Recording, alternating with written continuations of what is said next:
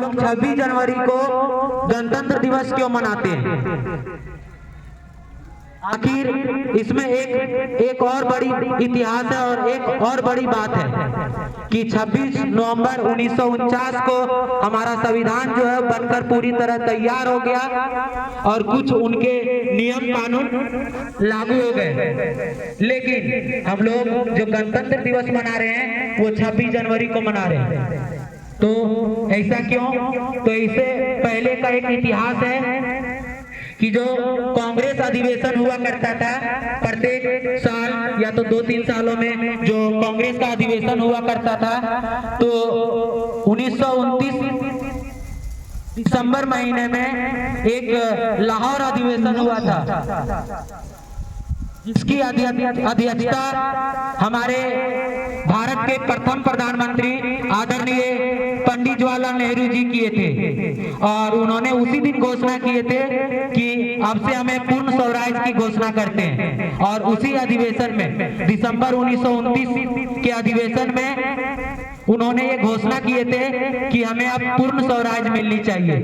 और अगले वर्ष से जो अगले वर्ष में जो लास्ट संडे आएगा, जो अगले वर्ष में जो प्रथम महीना का लास्ट संडे आएगा, उसी संडे को हम लोग प्रत्येक वर्ष स्वाधीनता दिवस मनाएंगे।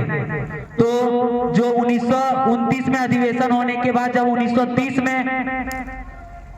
1930 आया तो जनवरी मंथ के सबसे लास्ट संडे जो पड़ा वो 26 जनवरी को पड़ा और 1930 ईस्वी से 26 जनवरी 1930 ईस्वी से हम लोग स्वाधीनता दिवस मनाते आने लगे और ये सिलसिला लगातार जारी रहा और 1949 तक जारी रहा।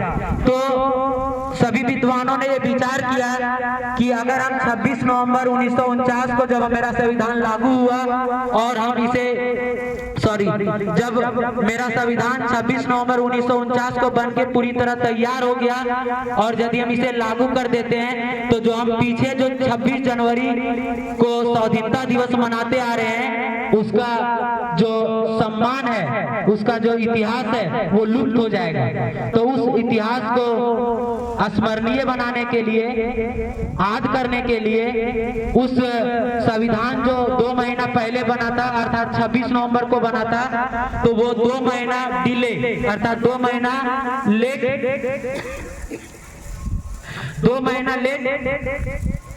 लागू किया गया।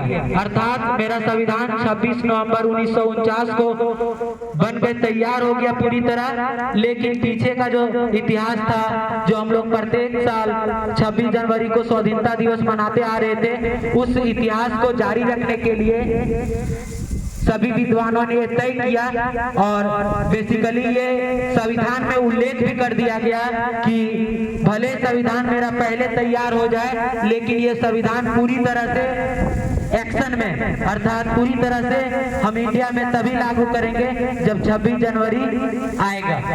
तो 26 नवंबर 1949 को मेरा संविधान तैयार हो गया। 2 महीने के बाद 26 जनवरी 1950 ईस्वी को पूरी तरह से संविधान लागू कर दिया गया। तो इसीलिए हम लोग प्रत्येक वर्ष 26 जनवरी को गणतंत्र दिवस मनाते हैं और जिस दिन मेरा संविधान बन के पूरी तरह तैयार हो गया अर्थात 26 नवंबर को हम लोग संविधान दिवस मनाते हैं।